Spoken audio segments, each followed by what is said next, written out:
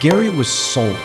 On this night, he found himself dining at Gibson's in Chicago with his two new best friends. Chris and John had been fawning over him all evening. Heck, they just flown him in first class from Tulsa just for this dinner. Gary, we love your business. We want to do this deal. Now keep in mind, at Cedar Fork Capital, we're hands-on, but we'll help you with strategy. And we're growth-oriented, but we're always founder-friendly. Think about it. The chips you're going to be able to take off the table today are going to be massive. But that second bite of the apple a few years from now is going to be huge.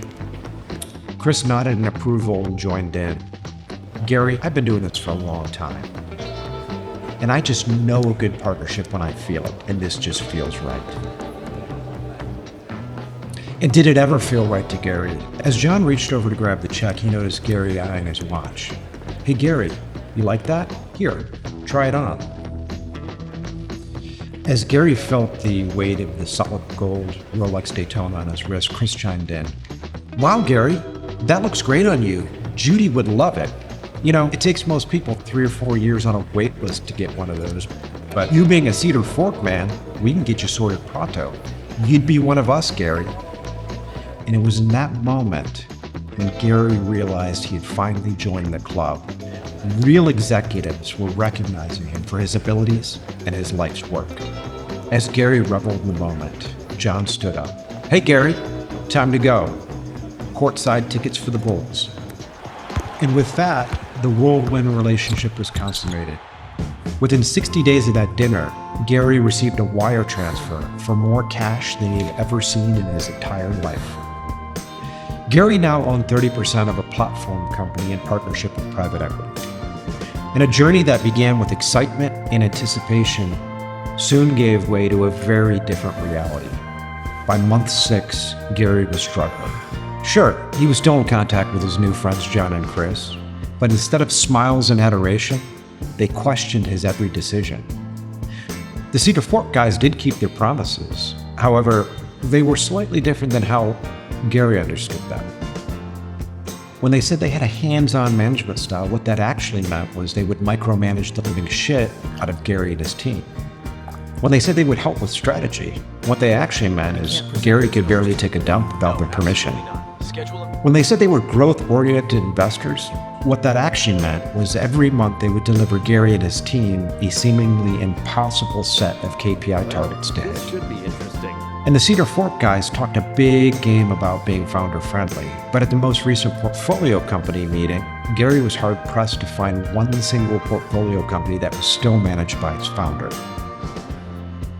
As for the watch, they did keep their promise there. Gary took it home from the closing dinner. But he soon stopped wearing it after both his brother-in-law and his nephew asked him for a loan. Oh, and they were right about him being in the club. As a Cedar Fork man, it was his responsibility to go out and court potential sellers. But instead of stakes at Gibson's and courtside at the Bulls, it was P.F. Chang's and 9 long innings of the Tulsa Drillers. And the umpire's like, you're out. But it was words of his wife Judy that cut Gary the hardest. She said, I've watched you bust your ass for 30 years. So you'd never have to work a job for people you don't believe in. Yet here you are.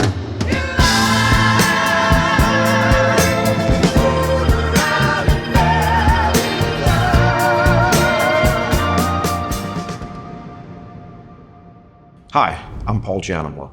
I'm an investment banker and I negotiate for a living. Today we're going to talk about how to look past the pitch decks, the steak dinners, and look into really how private equity works in order for you to make the best decisions in choosing a potential partner. For many of you, partnering with private equity could be the best financial decision you'll ever make. I know scores of people who are hundreds of millions of dollars richer because they did this the right way. If done correctly, private equity can provide you a lot of things you don't have. For example, the access to capital that you don't have today. Marketing, advertising capabilities, board governance. How many of you actually have a proper board in place? Many of you don't.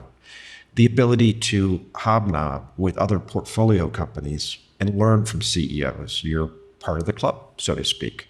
There's a tremendous amount of things that private equity can bring to your business, helping you do add-on acquisitions, helping you consolidate an industry, as well as at the very end of the line, when it's time to sell your business, it'll be done without emotion, right? These private equity guys spend their entire lives buying, building, and selling businesses. And so when they ultimately go to sell, they're going to do it the right way. They're going to run a competitive process. They're going to take the highest offer on the best terms, no emotions involved, no concern for the culture, no concern for the legacy, so on and so forth. And I know that scares some folks, but at the end of the day, that's what these guys do. And it's an opportunity to really create substantial wealth for yourself. But if you do it the wrong way and you choose the wrong partner, you'll potentially find yourself in the same position that Gary did, an unmitigated disaster. This is what we're going to talk about today.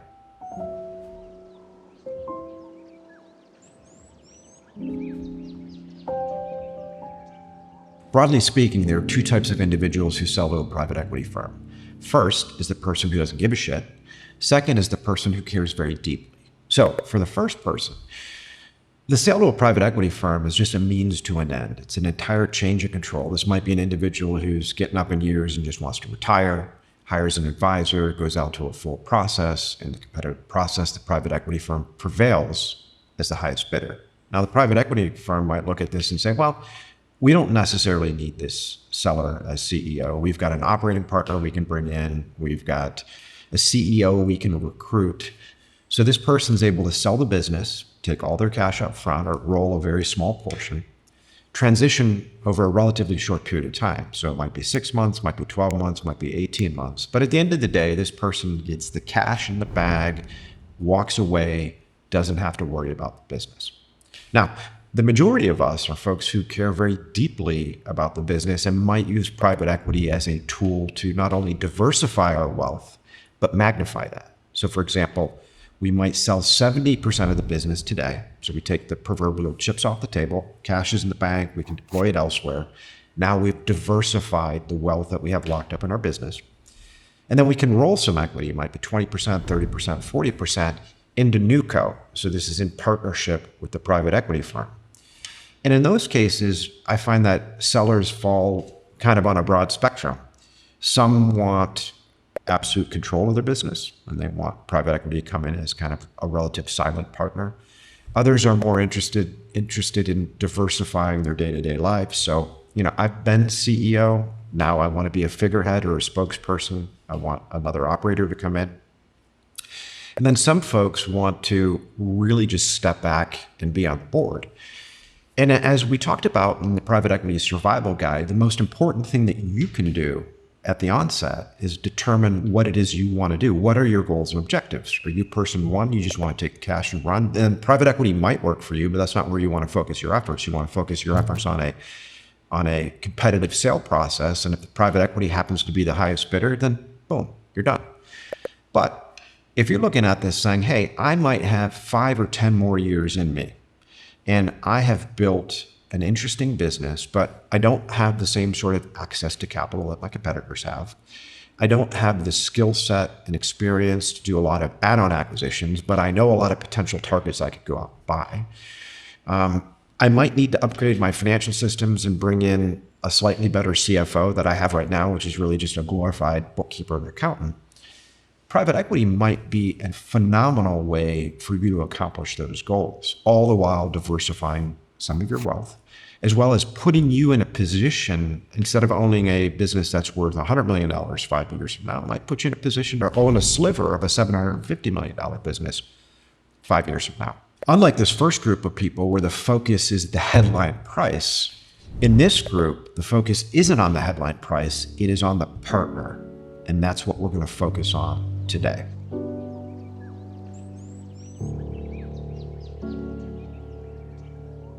We began today's discussion with the fictionalized account of Gary and his partnership with Cedar Capital, which unfortunately is all too common of a tale. And today we're going to talk a little bit about how Gary got himself in this position to begin with and what Gary could have done to really set himself up for a win. Gary had worked hard over the last 30 years building his family business and never really thought about selling it. But like you, he receives a lot of emails in his inbox and calls from private equity firms and search funds telling him, hey, Gary, we're super interested in your sector. Congratulations on your widget making prize in 2021. You'd be the perfect platform acquisition for our fund. Do you have time to get together? So over the years, Gary received more and more of these emails, and his buddy at the club told him that Uncle Jim finally sold to private equity, made a killing. Another one of his friends sold to a strategic acquirer. So Gary started to think to himself, you know what? The house needs an addition. The wife wants to take more vacations. Maybe I'll investigate this. Like most folks, he really didn't understand private equity. To him, they all sounded the same, but he thought, you know what? Let me start to take some meetings. So he responded to Cedar Fork Capital. John and Chris jumped at the opportunity to sit down with Gary, and instead of coming down to Tulsa, they decided to fly him up to Chicago where their home office is. Gary jumped on a plane, went up to Chicago, and heard all these great stories about business owners over the years that they had made millions of dollars for. And they explained to Gary, hey, Gary, you've got the opportunity to sell a portion of your business today. You can put the addition on the home, buy the boat, take your wife on vacation, and then you could roll some equity and invest with us. You'd still be the CEO of your own business, but ideally that position that you'll roll, the 20 or 30% of the equity that'll remain in the company, will be worth more than what you're taking home today, 4 or 5 years from now when we ultimately exit. And of course, you want to exit with us. We're the experts at doing this, Gary. So Gary went back to Tulsa, had a conversation with his wife. And, again, he'd never really thought about selling, but he was getting all this interest. And now it began to whet his appetite for diversifying his wealth, taking some of the proverbial chips off the table. Gary went out and had dinner with 3 or 4 other private equity firms that had shown interest in his business, but he didn't really feel the same as he did about John and Chris. They seemed like good guys. They were straight shooters. He liked the office in Chicago. They had a lot of great success stories, and he felt comfortable with that. John and Chris were honest with him. They were operating from the private equity playbook. And how does that work? Number 1, proprietary deal flow. Private equity guys don't want to deal with guys like me in competitive auction processes. They want to get proprietary deal flow with folks like Gary, who think that the buyer universe is just the companies that are giving him inbounds, right? Gary's not looking at the fact that he actually is the prize. He owns a scarce asset, and there might literally be hundreds of potential buyers for this business. His buyer universe is very narrowly focused. It's the folks that have reached out to him. And of the folks that have reached out to him, he liked Chris and John the best. And of course, Chris and John are, again, focused on doing exactly what it is they're supposed to do. If you take some pages from Cialdini's Psychology of Persuasion, number 1, he talks about the principle of liking, right? We like people who like us. So they pile on the adoration, they fawn over him, they praise him. It felt really good to Gary. He was getting recognition from starting this business from scratch and over 3 decades building it into something substantial. They recognized that, and it made him feel good. They liked him. He liked them. Of course, they piled it on further by taking him out to dinner, courtside at the Bulls, gifts. They spent a lot of time, money, and effort. And in the M&A Masterclasses, I talk about the principle of investment. Cialdini talks about the principle of reciprocity, right? So as humans, whenever somebody gives us a gift or a concession, we have an overwhelming feeling to return the favor. What that does is that further locked Gary into this form of tunnel vision. The private equity guys wanted to make sure that he believed they only had eyes for him and vice versa. And the more they invested in Gary with regard to time, money, and effort, the more difficult it would be for Gary to, quote unquote, cheat on them and deal with other parties. So as the acquisition mating dance took place over the course of a few months, they flew Gary up to Chicago multiple times. He felt more and more comfortable with them. He understood, hey, I'll take chips off the table today. I'll roll some equity. I'll still be CEO. He never questioned them about what operations looked like. He never asked them questions about what sort of KPIs he would get. He never interviewed former CEOs of the portfolio companies. He didn't feel the need to. I mean, at the end of the day, these guys are the experts. So what does he really need to do? And no one ever educated him as to how to go about doing this. So he felt very comfortable. And on that last trip to Chicago, he decided it was time to pull the trigger. He signed the deal. Now, of course, in diligence, because there was no competition for the private equity firm, although Gary hired a very experienced, highly skilled attorney, his attorney had zero leverage because at the end of the day, the private equity firm had no competition. So they were able to really call the shots. So with regard to the purchase agreement, there were some less than optimal terms in there for Gary, but, Gary looked at it and said, I've got this high-priced attorney and all he wants to do is kill the deal. Gary was already sold in his mind, and he emotionally and psychologically bound to these guys. And that's what happened. The deal closed. No questions were asked. No diligence was done. Gary went on faith because he liked these guys and he believed in them. And 6 months later, it was a train wreck for Gary. So a lot of this stuff happens very, very innocently. You start to have these dinners and conversations. You slowly, as a seller, start to focus on one particular buyer. You don't do the appropriate diligence that you need to do. And next thing you know, you're caught in a bad deal. I've met a lot of people like Gary over the years, and I really feel for them. As businessmen, they're focused on running their business. They're not thinking about the acquisition universe. They're not thinking about competitive processes. They're not thinking about how to do diligence on financial sponsors and private equity firms when they barely know what those guys do. And every one of them sounds the same. So this is a recurring theme I've seen over the years.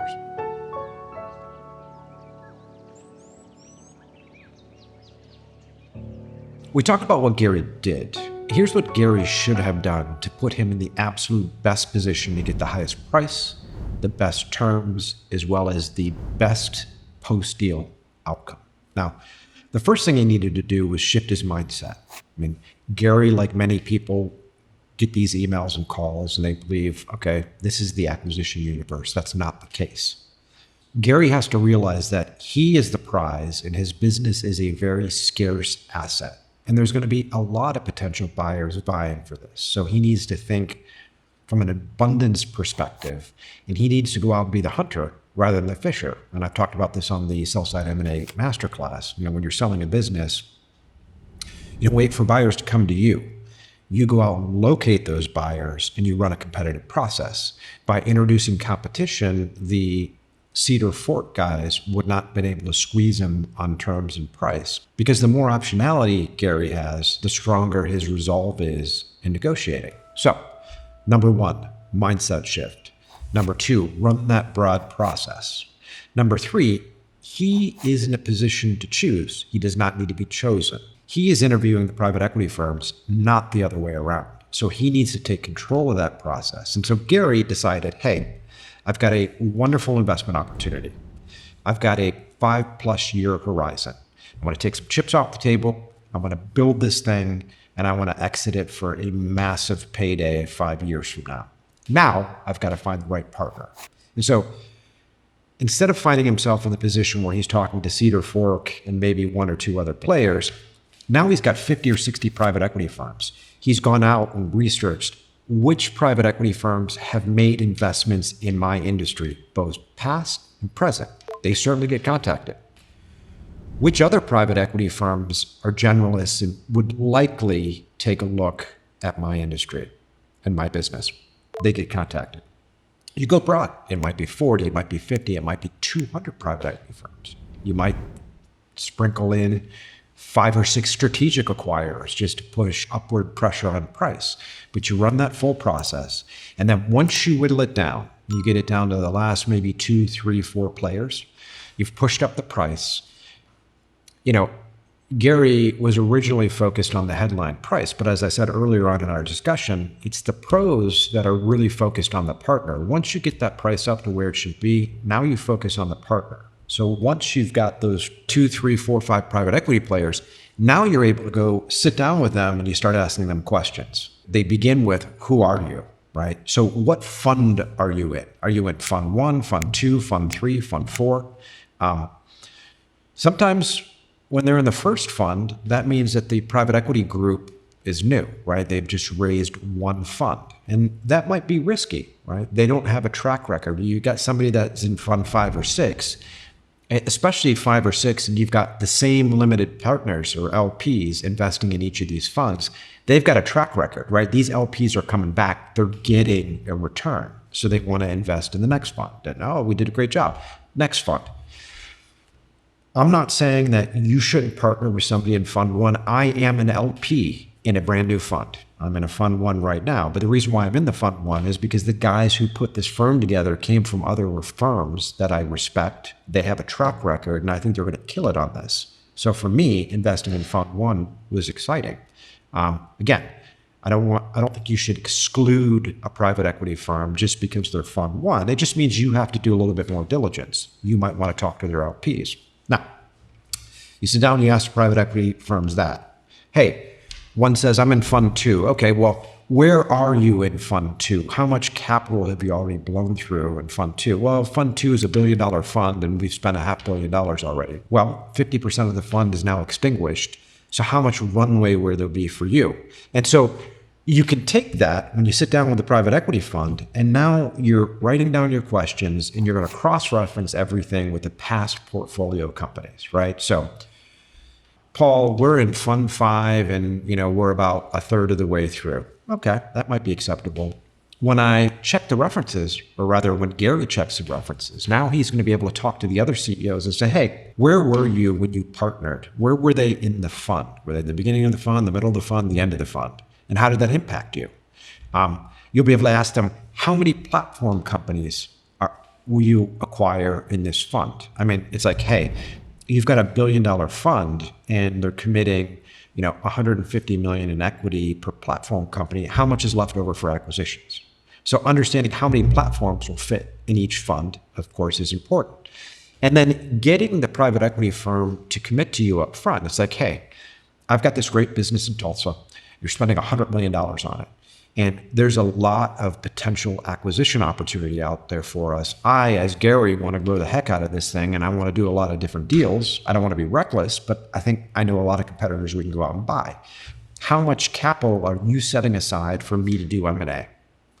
Then, with that answer, now you're able to go back to the past founders and CEOs and say, well, how much did they tell you they were going to be able to invest in acquisitions? Did they? How were they when they invested in acquisitions? Were they reckless, paying any sort of number? Were they far too disciplined and running scared, right? So you never got any deals done. So how much money did they promise you that they'd be able to invest in acquisitions? How much did they actually deploy? Who made those decisions? So private equity firm. We've got an acquisition target. I bring somebody to the table. I think it'd be great for this business. Who do I need to talk to? Is it the partners I work with?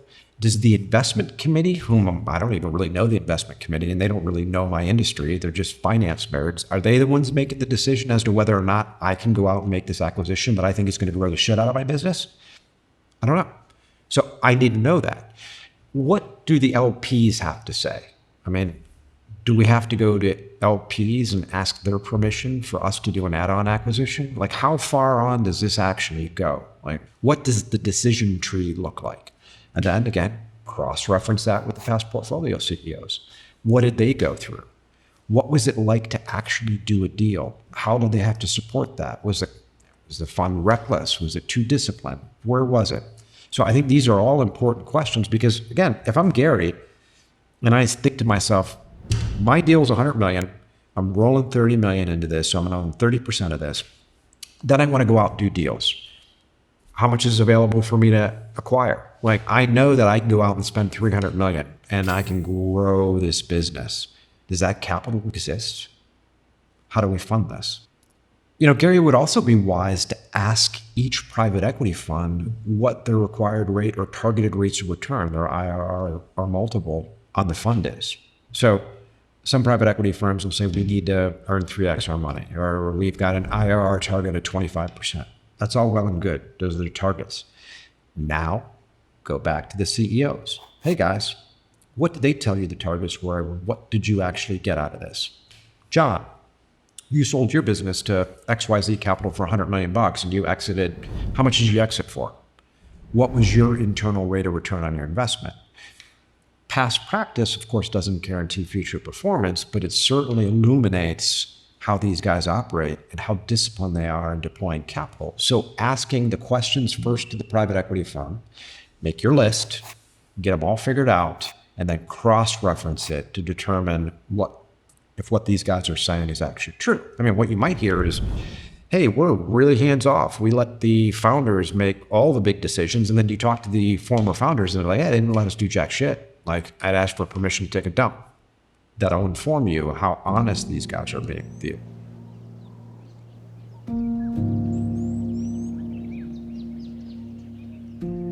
Another area Gary really could have focused on is operational cadence, right?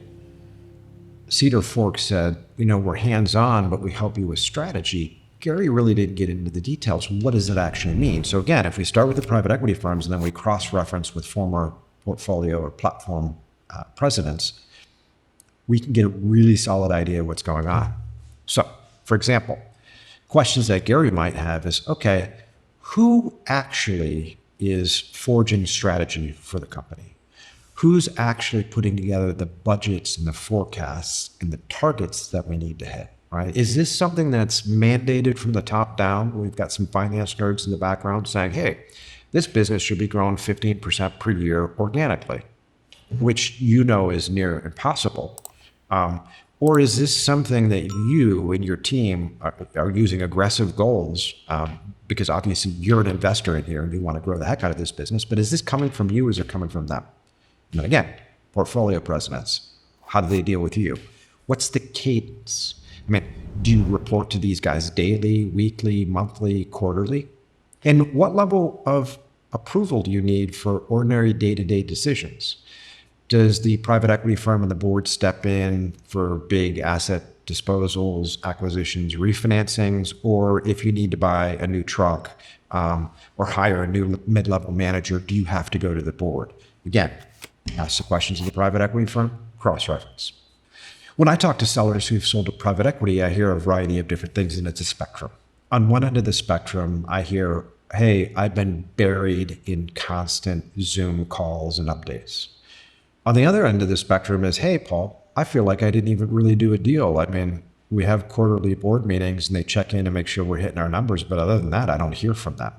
And then there's a wide ground in between. Understanding this operating philosophy is going to be paramount to you, especially if you're like Gary and you want to run the business, you want to forward strategy, you want to make acquisitions. You're probably, and if you're competent, you're probably going to want more of a hands-off approach. You're going to want the private equity firm to say, man, Gary really knows what he's doing. He's done a great job over 30 years. He's really growing this. Let's not touch this. Let's provide him the resources that he needs, and he's going to grow this investment for us. So if that's you, that's the cadence you want. Other folks, though, might find themselves in a position where the business has somewhat outgrown them. And this is a real situation where you've worked for many years, you had a $5 million firm, then a $10 million firm, now you got a $50 million in revenue business. And you're feeling like it's getting a little chaotic and complex for you, like you don't have the skills and resources to manage it like you used to. That's okay. You might want more of a hands-on approach. You might want them recruiting and bringing on an operator to help you. And again, at the end of the day, you're trying to safeguard your investment and they're trying to safeguard theirs. So this isn't a pride thing. If you need that help, you might want more of a consistent operating cadence at a shorter interval where the private equity firm is checking in with you more often and providing more assistance. So it depends upon your capabilities and it depends upon your desire. But you've got to make sure that operating philosophies match. Some firms are very hands-off. I've done a lot of deals with private equity firms that are very, very hands-off. I've also done some that are hands-on. If there's not a good match between you and them, there's going to be friction. And then you're going to find yourself like Gary, hating getting out of bed every morning.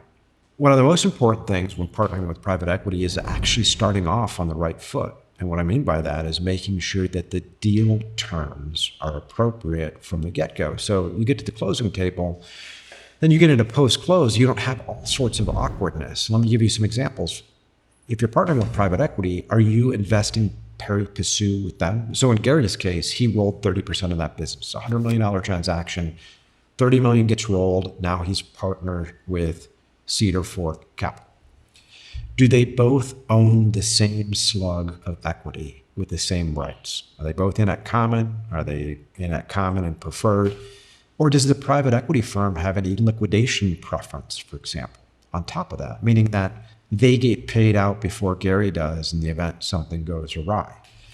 A lot of these deal terms get buried in equity participation and purchase agreements, and they need to be vetted. And that's why I always say in a competitive process, it's extremely important that that all gets figured out in the term sheet, even before you get to the asset purchase agreement. What sort of equity is being acquired here. Further, where's there a management fee, right? So the private equity firm sits up at top, and then we've got the fund below. The private equity firm will typically take a management fee from the fund. Is the private equity firm taking the management fee before you get paid? Or is there no management fee on your equity? Are you excluded from that? And it's a very important aspect because management fees can be anywhere between 1% and 3% annum, which over time will hit your returns. So understanding that, I'm not saying what's right or wrong. It's obviously preferred that you're not paying a management fee. And there are a lot of private equity firms that will do that. Understanding that, so there's no confusion and you can bake that into your projected returns, I think is very, very important from the outset. And again, had Gary run a competitive process, he would have been able to eliminate a lot of these things as issues because all the private equity firms would have been on the same footing. The purchase price would have been driven up simultaneously, and a lot of the funky terms that were anti-Gary would have been removed from the term sheet, as opposed to him just dealing directly with one acquirer with zero competition and, quite frankly, zero incentive to remove anything that in any way, shape, or form impaired their position in the investment.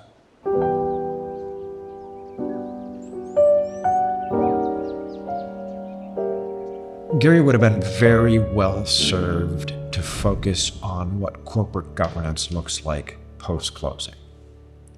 Who sits on the board? How many board members are there? Does he have the ability to veto anyone from joining the board? Meaning, let's say that you've got the industry dunce that you've known for 20 plus years, and he's worked for 5-year competitors. You can't keep a job. Now, private equity firms nowadays will pretty much pull anyone that has a pulse sometimes as an operating partner or put them on the board, and I've seen it. A lot of these guys provide zero value whatsoever. In fact, I think some of the stuff that they say could potentially be detrimental to the investment. Do you want a total moron who's worked in your industry on your board, and will you be able to do anything about it? It's an important question to ask because I see this happening. So board governance, how often the board will meet, what the board decides on. What do you need to do at the board meeting? Well, you're the CEO, so you're going to be presenting. What do you need to do in order to prepare for that board meeting? What team will help you with that? Is that somebody internally at your company that's going to be preparing a board book? Or is that somebody you'll have at the private equity firm that's going to help you prepare that? So understanding that is important because for the most part, board meetings will not require a lot of preparation from you. However, if you don't have the resources and you're not used to doing this, you could end up spending a lot of time getting prepared for every quarterly board meeting, which, quite frankly, can be quite stressful. So understanding that cadence, how the board's set up, what the board will do, when the board will meet, how you'll get prepared for the board meeting, I think is going to be very important because 90+% of mid-sized businesses do not have formal boards and are not used to dealing with this sort of red tape. Now, I do think that the board can provide a lot of benefits. And so you shouldn't look at it and say, well, damn it, now I have to report to a board. That sucks. No, I mean, the board's there for a reason, actually. And the board can and does provide a lot of value. It just has to be set up right. And you have to understand the role of the board and how you get prepared for the board meeting. So these are important questions. And what I always say is, first, again, ask the private equity firms. You're talking, Gary's talking to 3 or 4 of them now. Ask the partners what they have to say about it. And then go back to the band of CEOs. Guys, what was it like going to a board meeting? How did you prepare? What sort of questions did they ask you? Was it stressful? Get that all figured out and then compare and contrast what you learned from the private equity firms as well as their past and current portfolio companies. I think they're great folks to talk to.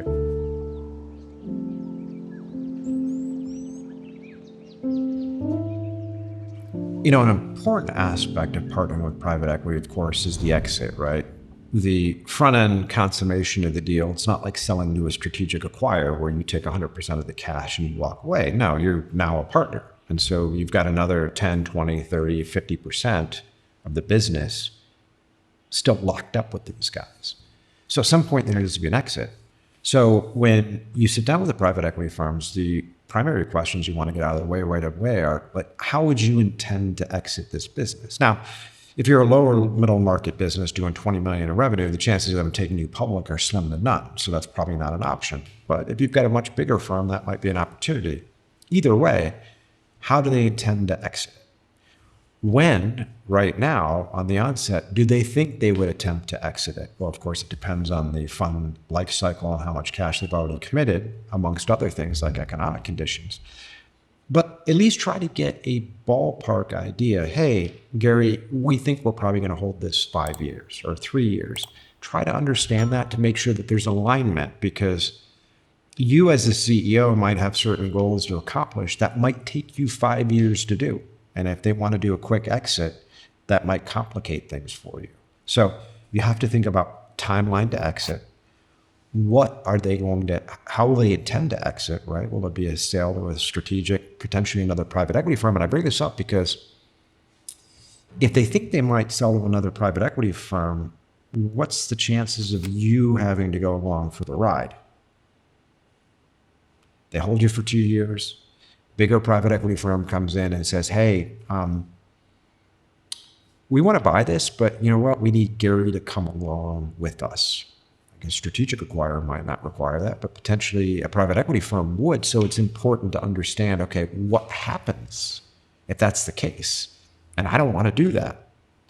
The other thing when I think about exits, which comes up as a question to me all the time, is who actually decides? Like, who decides when the exit's going to be? Is it Gary? Is it the private equity firm? Well, no, at the end of the day, it is the private equity firm, unfortunately. I mean, they're going to be the majority owner of that business. They're ultimately going to be able to pull the trigger. You would likely have drag-along rights, tag-along rights, and of course, your investment banking team and your legal advisor will be able to explain to you how all of that sort of stuff works. But at the end of the day, it's a private equity firm that's going to drive this exit decision. So even though they told you they might hold it for 5 years, I mean, if I think back to 2020, we all remember what happened to the capital markets in 2020 and 2021 when central banks around the world were printing all sorts of cash. The financial markets all went vertical overnight. And so we saw a massive compression in how long private equity firms were holding businesses. Historically, it was 4 to 6 years, and all of a sudden, 2021 and 22 came around, and these guys were dumping these things because prices were just getting so frothy. And so there are economic conditions that can influence it, but at the end of the day, it will be the private equity firm that makes that sort of decision. But I think it's important for you to ask that because, you know, I have seen certain circumstances where PE funds will come to the founder and say, hey, Gary, there's a great opportunity for us to exit this now. Do you have 2 more years in you? Because if you do, we can make this acquisition, we can build value here, and then maybe we'll exit in the future. Or if you're not really into that, maybe we'll just take the opportunity right now to exit. So how much influence will you have on that decision?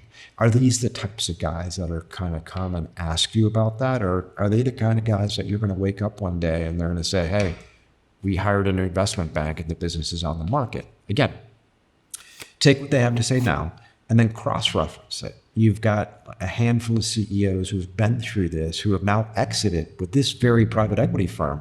How did that go? How far in advance did they start talking to you about the ultimate exit?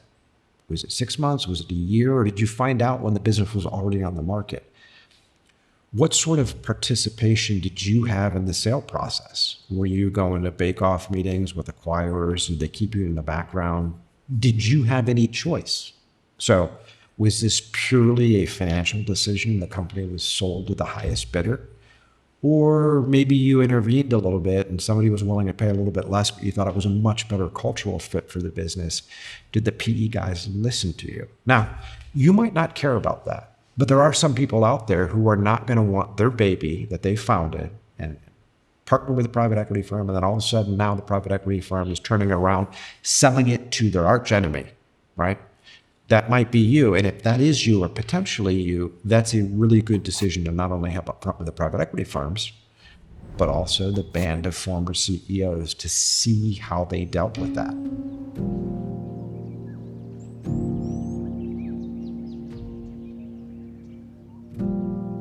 If you're considering a private equity transaction and you're like, Gary, I encourage you to spend as much time as possible, much quality time, understanding both the upside and the downside in math. So you go out to a process, you deal with a bunch of private equity firms, they're making offers, they're bidding, so on and so forth. And again, you narrow it down. Now you've got 3 PE funds that you really like. You want to get down to brass tacks. You've asked them a bunch of questions. You've talked to the band of former CEOs. You're feeling good. You really want to drill down on what the economic terms look like and what's in it for you. Like, for example, does your rollover equity have any sort of a ratchet in it? How much of the total company equity is being put aside into a employee management pool, right? So let's say that a business is worth 100 million. Let's say it's got a $100 million equity value. Are we taking 10% of that, so 10 million of that 100 million, and putting it aside and allowing management and maybe other key employees to have equity incentives, options, so on and so forth, because of course that takes away from the private equity firm, takes away from you, but it also incentivizes the management team. What needs to happen in order for you to get your return? Again, we talked about, are you investing pari passu into the same class of equities? Is there any sort of liquidation preference above you? Provided that's not the case, walk through the math. If I were you, I would want to know, how is the private equity firm modeling this transaction? What sort of assumptions have they made? So for example, they're going to look at your business right now and they're going to project it out for 5 years. This is the performance over the next 5 years. Here's the organic growth. Here's what we'll do in acquisition, so on and so forth. Here's what the financial model looks like. What assumptions are they using? And what sort of numbers do you need to hit in order to get X, Y, and Z as a return? What happens on the upside? What happens on the downside? What happens if we don't perform? Can they ratchet away any of your rollover? Was there earnouts baked in there that you're not going to hit? The smorgasbord of options is way too large for this discussion today, but understanding that, and most private equity firms will sit down with you and be pretty transparent. Here's how we've modeled this out. Here's the portion of the business that you're going to own post-closing. Here's likely how you'll be diluted by financings, by subsequent acquisitions. Remember, when you go out and do deals, so you're the platform business, for example, you go out, you make acquisitions. Every time you do an acquisition, the private equity fund might allow that seller now to roll equity into your platform business. And so as that sort of stuff happens, you could be potentially diluted over time. Again, this is par for the course on these deals. It's typically nothing to worry about, but it can impact you. And so you can't go into this like Gary, which is like, oh, there's a couple buyers and we sit down and they took me to a nice dinner. I'm going to do a deal, blah, blah. No. Take control of this and understand it, or get somebody on your side of the table that can help you understand it, because it'll be important.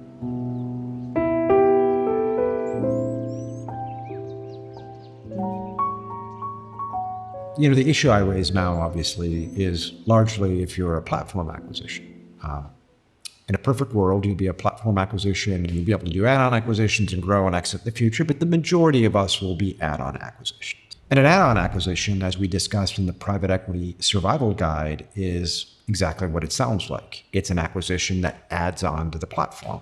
And when I talk about fund size, I think fund size is important because let's say that you're a $50 million business and you are going to become a platform for a private equity fund. Well, if you're a platform for a $500 million fund, that's one thing.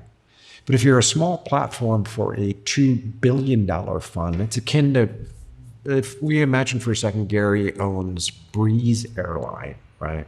No one's ever heard of that. It's a real airline. But Gary owns Breeze Airline, and he's got two options.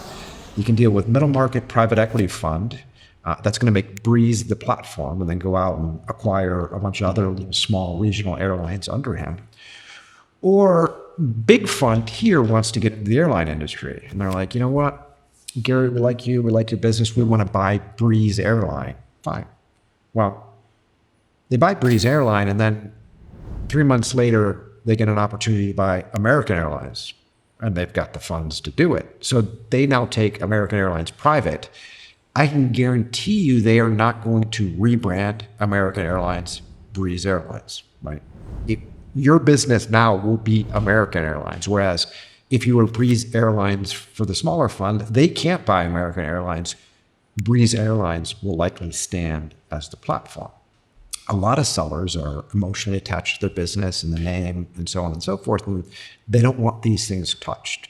Well, you've got a much greater likelihood of that happening is if you're a smaller platform in a much larger fund than being a larger platform in a smaller fund.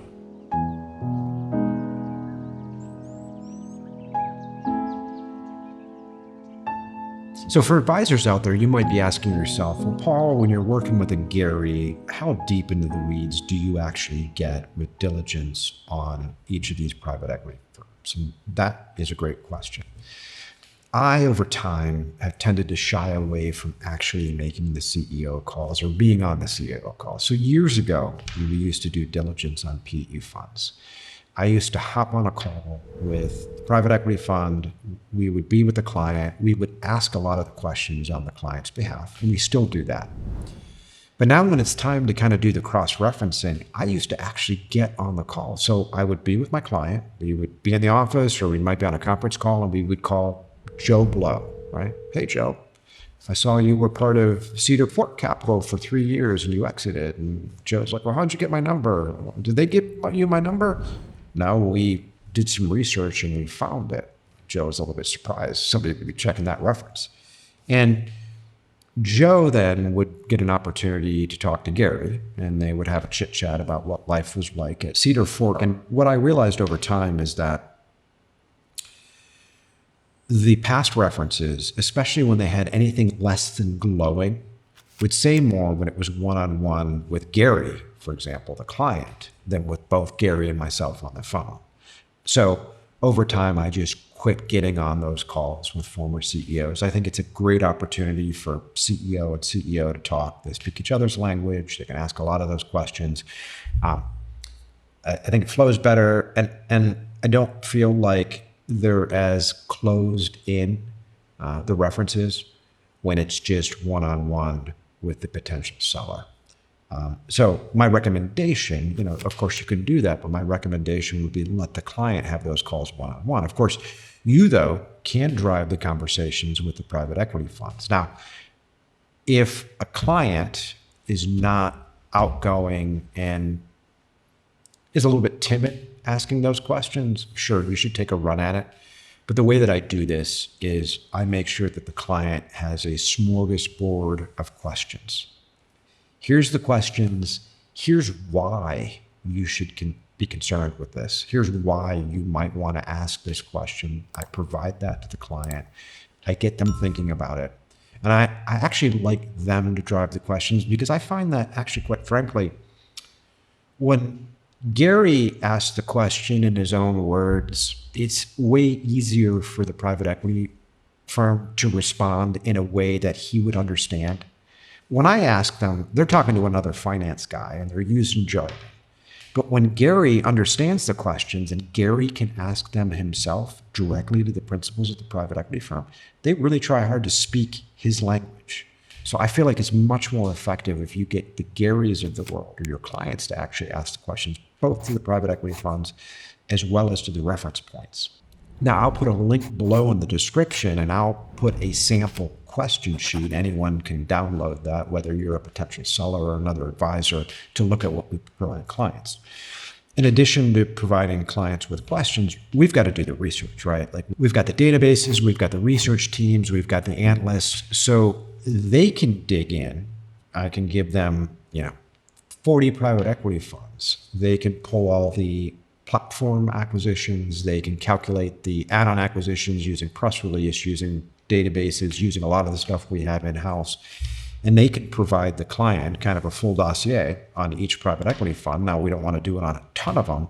We really want the client to get the feel. So we've got price and terms, of course, that's most important in a lot of ways. But then also the client should get the right feel for the various different private equity funds. We whittle down the playing field, and I would say we do this on maybe the top 5 maximum on each deal process. And then the client can effectively look at all the deals that the private equity fund has done.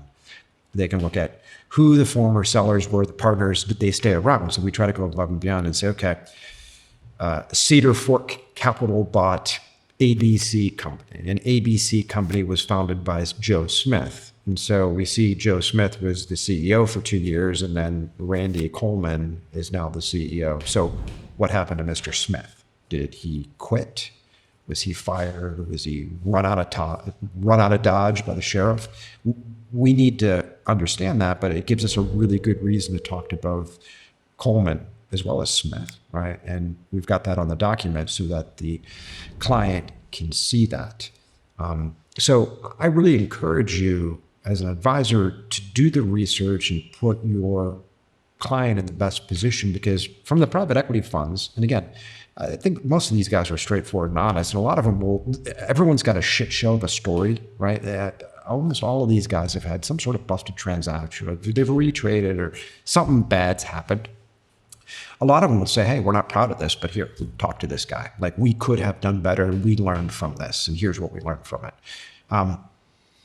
But I find that, for the most part, when you ask for references, you're going to get testimonials. So in order to avoid that, you make sure you do as much research as possible so that you can, of course, talk to the testimonials, but you also want to talk to Joe Blow, who's like, oh, how did you find me? I've been hiding under a rock. Like, the deal was a total disaster, and I would never do it again. Hello? Hey, Joe, this is Gary calling. I'm contemplating doing a deal with Cedar Capital, and I understand that you were a portfolio company at one point. You sold to them. Gary, Cedar Capital, what are you talking about? Like, cluster capital's more like it. Better watch your six, Gary. Those guys did me dirty. And, you know, you're inevitably going to have those situations where Gary talks to Joe Blow, and it was a unmitigated disaster. And what you'll realize is that Joe Blow was actually the Gary from the beginning of today's discussion. Like, Joe Blow was approached by the private equity firm, did zero due diligence, had no idea what difference private equity firm A was from B, looked at the headline number, didn't really assess the partner, got into bed with these guys, and then realized it wasn't what he thought it was going to be. And it wasn't because they lied to him. They were probably very honest with them. They were just speaking two very different languages. And when somebody's like, yeah, I am going to write you a check for $100 million. And by the way, you're going to roll $30 million into this new co. And I'm going to take this $30 million and I'm going to turn it into another $100 million 5 years from now. And they're thinking about generational wealth and all the stuff they're going to buy. They get tunnel vision. And they forget about all the details that go into this thing to make day-to-day life actually worth living. They get focused on the big numbers. They get focused on courtside at the Bulls, the watch, and the this and the that. So Joe Blow could very well have been Gary, and I think that's a great reference for this Gary as to what he shouldn't do. But he also needs to take things with a grain of salt. And I'm mentioning this because it's an important thing. Inevitably, there are portfolio companies, there are CEOs, founders that have had bad experiences, and it's actually not the private equity fund's fault. Or maybe it was their fault, but they learned a very valuable lesson. Will never do that again. And so you're an advisor, you're working really hard on a deal, you run this great process, huge numbers, and you're like, man, I am way better than I thought I was at this. And then the client does reference checks, everything's great. And then he talks to one guy. He's like, oh, those guys are bastards. Don't do a deal with them. And he's like, oh, maybe I shouldn't do a deal with them. And you're like, oh, I just wasted a year of my life on this transaction. The seller screwed it up himself, or there was a misunderstanding, or the private equity firm did something wrong, but learned and repented for their sins. This kind of stuff happens. And that's the reason why I used to be on these calls in the early years, is because like this sort of stuff happened and I wasn't on the call. I was like, shit, I should have been on that call. That I could fix this. But over time, I realized that it's better for me not to be on the call. It's better for Gary to hear from Joe Blow. And then when he brings all this stuff back, then you can sit down. The right thing to do is sit down with the partners at the private equity firm and say, hey, we had a call with Joe Blow, and it was an unfortunate call. You know, we heard a lot of things we didn't like, and give them the opportunity to explain. Because I do think that When I look at the private equity industry, I think that there are a lot of very, very good firms out there that have investors that are vested in the success of this. They do great deals. They try to deal fairly and honestly with the people that they partner with. And snafus do happen, so you don't want to necessarily throw the baby out with the bathwater.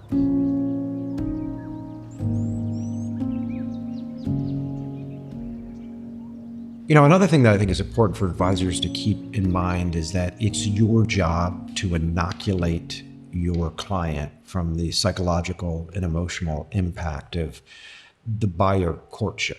And so I talked about this a little bit earlier in today's discussion, but if we take Gary, for example, Gary was wined and dined by Chris and John. They flew him first class, steaks at Gibson's, courtside at the Bulls. They flew him up to Chicago a half dozen times, and they've invested a lot in him.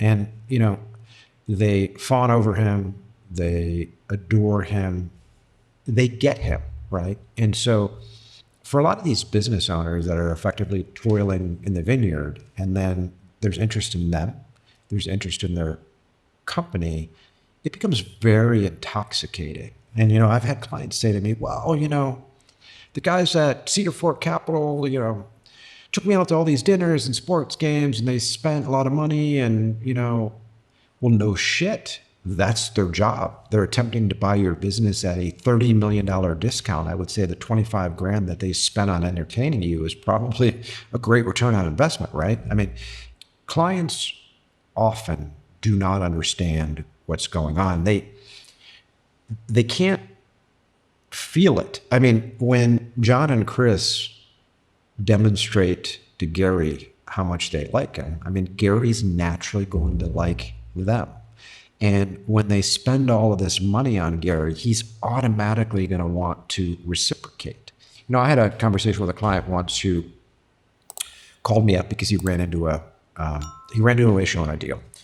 He was just like Gary. He got approached by private equity, went out, met with a bunch of these different guys, and then he started getting the sneaking suspicion that he was being underpaid for his business. So let's say this is a $50 million firm, and he thought, well, maybe it's worth 75, but I'm not quite sure. And he had his own Chris and John that he was dealing with. They flew him here and there. They had dinners, met the family. And at dinner one night, he sat down with him and said, hey, I really like you guys, but, I only get one shot at this. And, I'm thinking about talking to an advisor. And they came back to him and said, hey, you could do that. But number one, we'll pay you top dollar. And by the way, that statement in and of itself is impossible to disprove. By definition, it's true. They're going to pay him top dollar, whatever that is. But they said, hey, the boss man wouldn't really be happy with us, John and Chris, if he found out, we spent all this money on you and really built this great relationship, and we thought we had some sort of a deal, and then you were going to bring an advisor on, and the advisor would just shop us and find a different partner and so on and so forth. And he called me, and he, for weeks, had a very hard time meeting with anyone else because he didn't want to cheat on John and Chris. And these guys liked him. They spent time and money and effort on him. He didn't want to disappoint them. He had a natural inclination to reciprocate their generosity by doing the deal with them so that they would look good in front of their boss. It is a very intoxicating and very powerful psychological force that I see in play all the time. So as an advisor, your job is to inoculate your clients. I don't care who's spending what money, taking them to whatever game, buying them whatever steaks and sushi. At the end of the day, the private equity firms or strategics, not just PE, but any sophisticated buyer will take this approach because they know that their worst enemy is competition, right? Number one. Number two, the seller needs to like them. And number three, the seller will reciprocate, right? And it's not going to be kind for kind, right? If they spend a lot of money and take him to games and so on and so forth, he'll reciprocate that goodwill by not talking to another party, for example. And so it's very powerful. Sellers oftentimes don't realize that it's actually happening because they really do feel bad. I mean, this guy actually legitimately felt bad. These guys spent a lot of time, money, and effort on me, wined me and dined me. Now the boss is going to be upset with them. I couldn't do it. You know what? Could we really do better? Like, is there really a better deal out there for me? And what it did is it mentally closed off his mind from options, right? Like, yeah, like I'm not particularly excited about this girl, but I've gone on a lot of dates with her. And like, is there really a better option out there? And then you come from a mindset of scarcity. You close yourself off to optionality. When you close yourself off to optionality, you don't have nearly as much resolve when you negotiate. So, advisors, it's your job to explain to your client the dynamics of this. And I always say, like, every buyer out there, if you're out there and you want to buy a business yourself, you should watch what the sophisticated players are doing because they've had a tremendous amount of experience in what works. And what works is you want to make sure that the seller believes that price is objective, right? No one else, there's a going rate and I'm paying top dollar. No one can do better. I really love you. I'm the guy who really recognizes everything that you've done in your life, what we built, how special you are. And by the way, I'm going to take you here. I'm going to take you there. I'm going to spend money on you and just show you how much I care about you. It becomes very difficult for sellers to look at other folks. So that's a play that all buyers should use, and it's extremely detrimental to sellers if it's not counteracted. So you as an advisor are an antidote to this, and how you do that is, of course, you stack the deck and you bring in a bunch of other buyers. And now when 5 or 10 different buyers are fawning over the seller and taking them to dinners and flying them places, well, now they're just one of the crew. They're not the only girl at the bar. So the guy who called me, wondering if he was leaving some cash on the table and didn't want to offend the buyer, ultimately ended up seriously offending and insulting the buyer. He ultimately engaged us. We took him out to a full process. His purchase price ended up being like a ridiculous, like 20 or 30% more than what he had originally was ready to ink a deal for. And we attempted to bring that buyer into the process. They didn't even want to play. You know, they basically said, this is insulting. We spent so much time, money, and effort with this guy. He dragged us on, and now he goes out to process. And I can understand how they feel about that. But at the end of the day, that's what you need to do as a buyer, right? And so, in a lot of these master classes, I tend to focus on emotions and psychology. And, we can play around with Excel spreadsheets and weighted average cost of capital and multiples all we want. But at the end of the day, it is really the psychology and the emotions behind this that drives these transactions. And this buyer was trying to effectively corral him into a one buyer auction, which is a losing proposition for the seller. And that was all done innocently and gently, with the psychology of liking and reciprocity.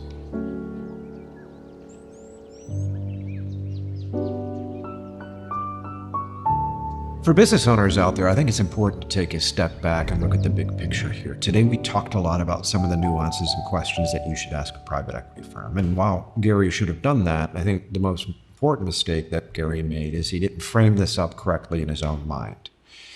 If you were the one that actually had to sell the private equity firm, it wouldn't be them taking you out to dinner, flying you first class to Chicago, and taking you courtside at the Bulls.